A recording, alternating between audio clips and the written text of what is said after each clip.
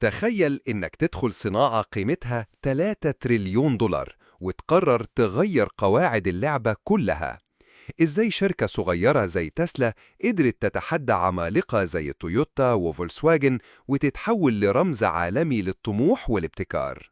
القصة بدأت سنة 2003 لما مجموعة مهندسين في كاليفورنيا أسسوا تسلا موتورز بفكرة شبه مستحيلة: عربية كهربائية في زمن البنزين. بعدها دخل إيلون ماسك، مش بس كمستثمر لكن كراجل عنده حلم أكبر: مستقبل من غير وقود أحفوري. في 2008 أول عربية تسلا روتستر نزلت السوق، كانت غالية جدا، أكتر من 100 ألف دولار، ومداها بالكاد 320 كيلومتر.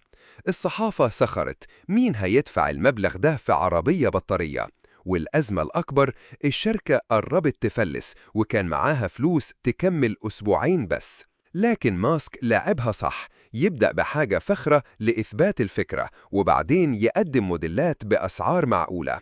في 2012 نزل موديل S وكسرت الدنيا، وفي 2017 موديل 3 حققت أكتر من 400 ألف حجز مسبق قبل حتى ما تنزل السوق. بحلول 2020 تسلا تجاوزت قيمة تويوتا وفولكسواجن وفورد مع بعض، ووصلت قيمتها السوقية لأكثر من 600 مليار دولار.